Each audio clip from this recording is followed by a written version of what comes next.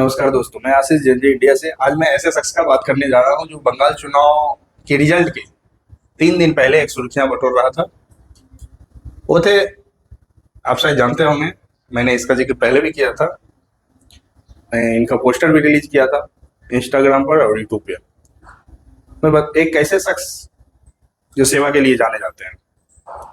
मैं बात कर रहा हूँ बिहार से पूर्णिया के सांसद, निर्दलीय सांसद पप्पू यादव जी के बारे में।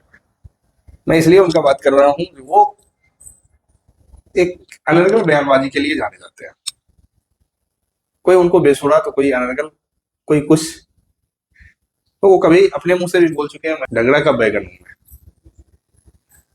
क्योंकि कभी कांग्रेस उन्हें भाव नहीं देती है तो कभी कांग्रेस उन्हें स्टार प्रचारक बनाती है। बिहार में कांग्रेस उन्हें भाव नहीं देती है, असम में स्टार प्रचारक बनाती है, बंगाल में स्टार प्रचारक बनाती है, और वही झारखंड में जीत का श्रेय भी इनको जाता है, कांग्रेस का। वो एक बयान दिए थे, जो अगर दीदी सत्ता में नहीं आई तो मैं सेवा छोड़ दूंगा।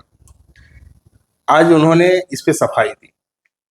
उन्होंने बोला मैं ऐसा नहीं बोला था, मैं बोला था सेवा छोड़ दूंगा, लेकिन मैं इसलिए बोला था कि सोचना पड़ेगा। अगर दीदी 9,500 रुपया देके 1800 बेरोजगार युवा को देके नहीं जीत पाई, सेवा करके बंगाल को नहीं जीत पाई, तो मैं क्या खाक बिहार जीत पाऊंगा। और उन्होंने ओपन चैलेंज किया है, जो बीजेपी समर्थक उनके खिलाफ जहर उगल रहे थे कल से परिणाम आने के बाद, उनके लिए उन्होंने बोला है कि आप दम है तो आइए, 29 का चुनाव भी है।